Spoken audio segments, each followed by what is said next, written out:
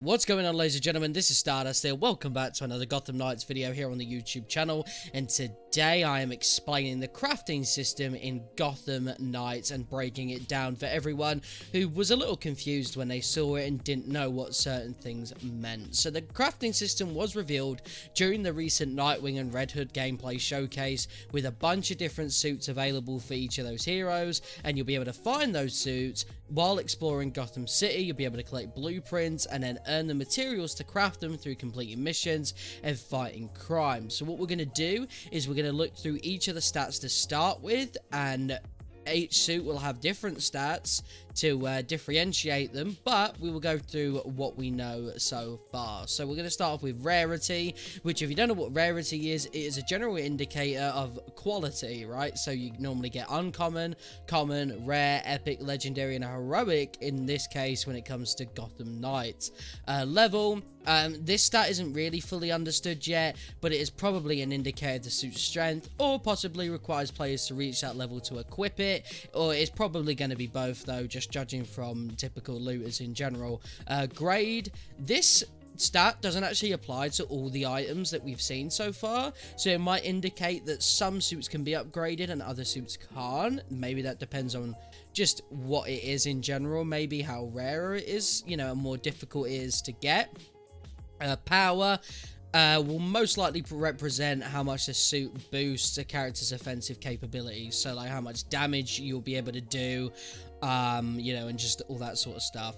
Armor, like most games, armor negates incoming damage, right? We've seen it, you know, it's a tale as old as time. If you've got a lot of armor, then it negates more damage. Health, health indicates how many hits the player can receive while wearing the suit. So obviously, if you've got a lot of armor, you've got a lot of health, you're pretty much a walking tank.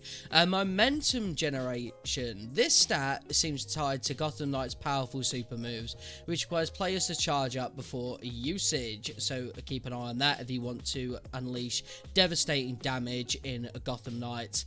Elemental resistances. Suits with this stat will be better at negating certain elemental attacks. So for example, if you're being attacked with fire, you will be able to, with a fire elemental resistance stat, you will be able to be more safe from that attack.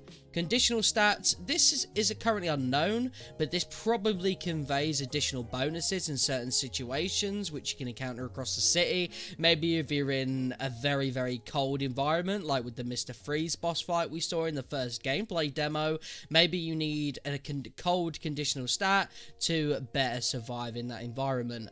Mod slots, these slots allow players to insert mod chips, unlocking different bonuses for their abilities. I'm looking forward to seeing what they are.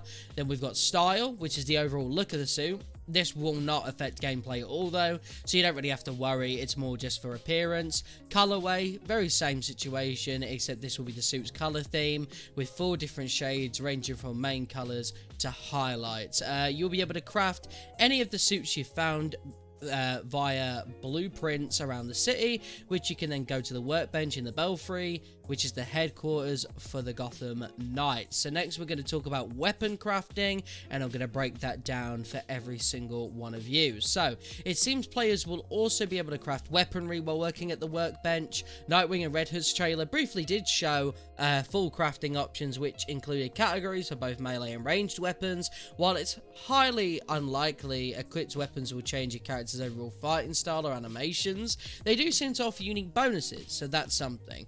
The melee weapons that Nightwing has equipped in the latest gameplay showcase are cryogenic eskrima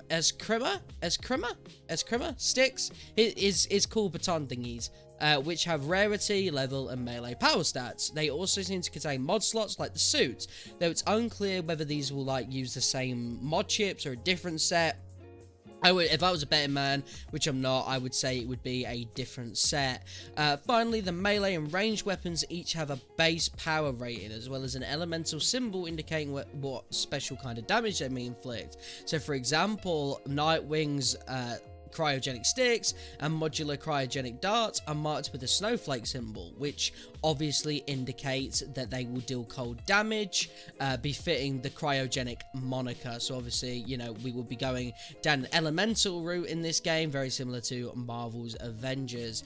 This elemental damage can also cause special status effects, and it's possible, if you remember the gameplay trailer, we did see Nightwing briefly freeze an enemy using these sticks, but how crafting will affect every tool in the team's arsenal remains to be seen at the moment, so I am looking forward to seeing stuff in the future trailers to give us a bit more insight on the gear system in Gotham Knights. If you guys like this breakdown, make sure to like it, make sure to subscribe, make sure to comment and all that beautiful stuff, and share this video around to your friends who are a little bit, my apologies, if you're a little bit confused about the stuff in Gotham Knights. Thank you guys, and I'll see you in a bit. Peace.